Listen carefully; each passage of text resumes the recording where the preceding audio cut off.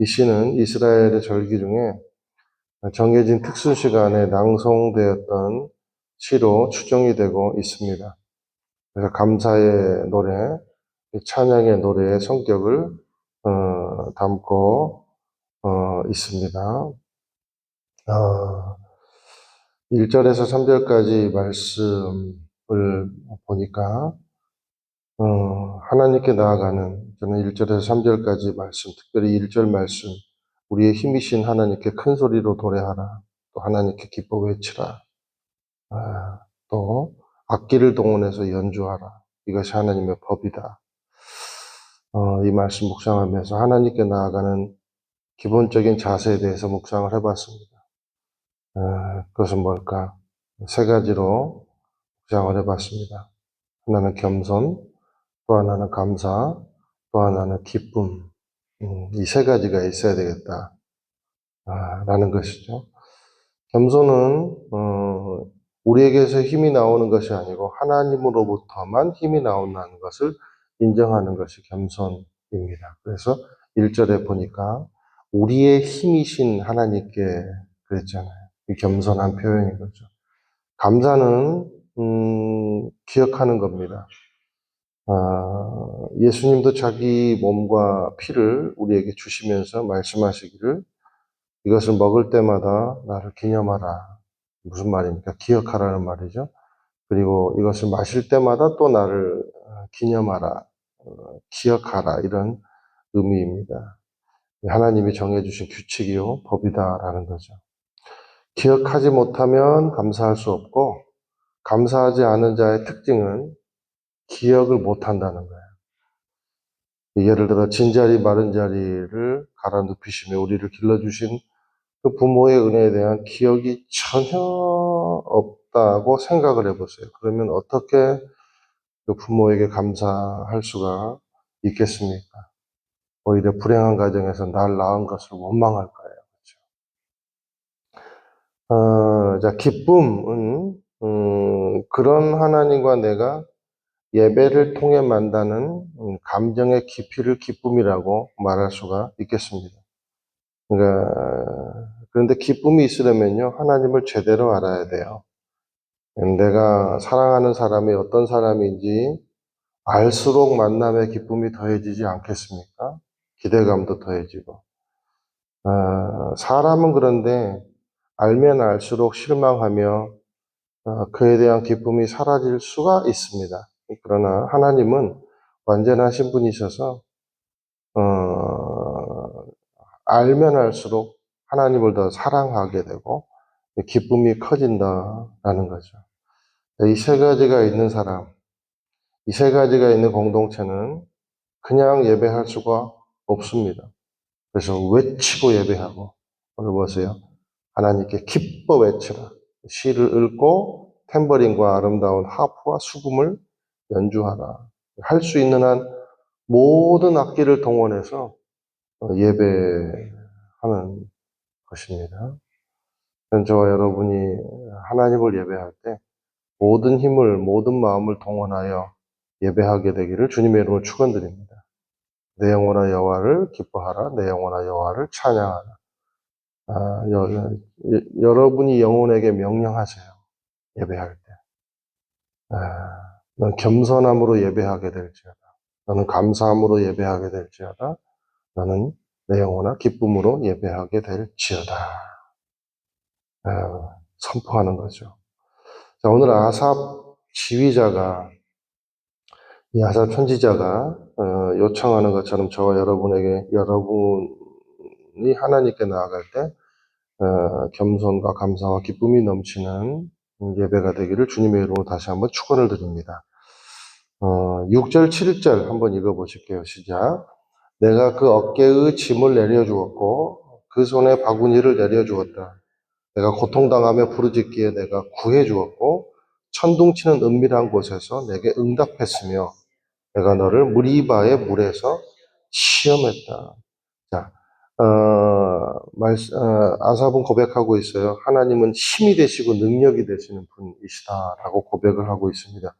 근데 그런 하나님이 자신의 힘과 능력을 어디에다가 사용을 하십니까? 오늘 여기 1절에 야곱이라는 지칭이 나오고 5절에 요셉이라는 지칭이 나옵니다.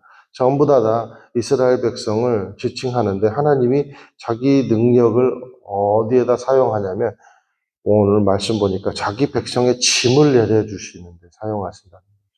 그리고 고통에 응답해 주시고 해결을 해 주시는 쪽으로 사용하신다는 거죠. 자기 백성을 놀이개로 삼고 생산수단으로 삼고 착취의 대상으로 삼고 자기 만족을 누리는 그런 악한 군림자가 아니라 모든 능력을 다 가졌는데도 불구하고 자기 백성의 고통을 해결해 하고 희생하고 심지어 백성들이 하나님을 시험을 해도 인내해 주시는데 그 능력을 사용하시더라라는 것입니다.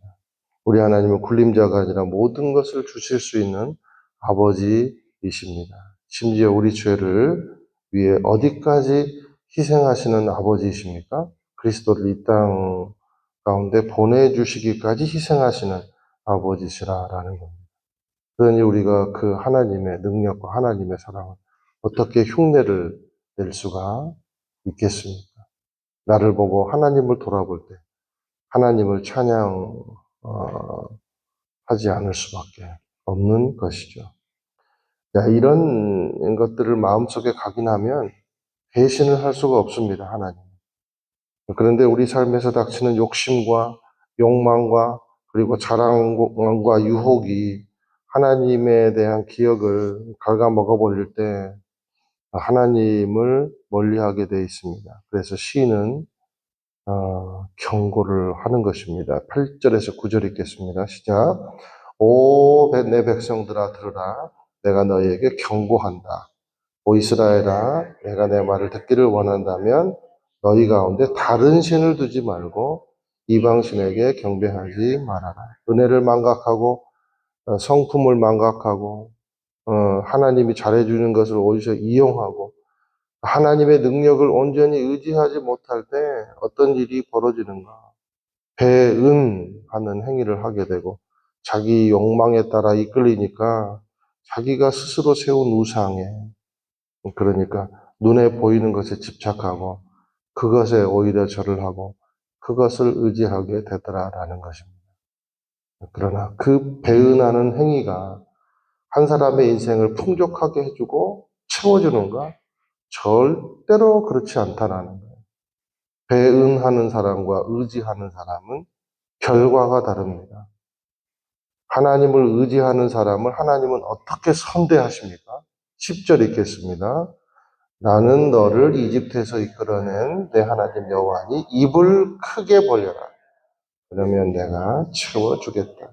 하나님은 정욕에 쓰려고 구하는 자가 아니라 영광을 위해 쓰려고 구하는 자들의 구함을 벌릴수록 채워주겠다라는 것입니다. 심지어 하나님은 우리의 필요를 아시고 자녀들의 필요를 벌린 만큼 채워주시겠다라는 거예요. 그만큼 하나님은 신실한 자에게 창고를 열 준비를 하고 계신다라는 것입니다. 다만 필요가 우상이 되고 필요를 위해서만 구하는 자들의 기도가 아니라 하나님의 영광을 위해 구하는 모든 기도에 민감하게 하나님은 반응한다는 겁니다. 그러나 반대의 마음으로 사는 자들에게 하나님은 하나님의 저주가 있고 선지자는 한탄하고 있는 내용이 11절 이하의 내용이에요. 저와 여러분이 누구를 향해 입을 벌리고 있습니까? 사람을 향해 입을 벌리고 있습니까? 하나님을 향해 입을 벌리고 있습니까? 또 어떻게 구하고 있습니까? 여러분, 하나님께 구하는 것은요, 절대 추한 것 아닙니다. 구해야 합니다. 참새 새끼도요, 입을 벌려 먹이를 구할 때, 동영상 같은 거 보세요. 얼마나 입을 크게 벌립니까? 그렇죠? 어미가 그런 입을 벌리는 새끼들을 위해서 수백 번을 왔다 갔다 하면서 먹이를 날라 줍니다. 누가복음 12장 28절에 오늘 여기 있지만 내일은 불 속에 던져질 들풀도 하나님이 그렇게 입히시는데 하물며 너희는 얼마나 더 잘 입히시겠는가, 이 믿음 없는 사람들아 라고 말씀하고 있어요. 우리 하나님은 들풀도 입히시는 하나님이십니다. 이 굳건한 신뢰와 믿음을 가지고 겸손과 감사와 기쁨의 입을 크게 벌릴 때 채우시고 또 채우시는 놀라운 공급을 경험하는 저와 여러분의 삶이 되기를 주님의 이름으로 축원을 드립니다.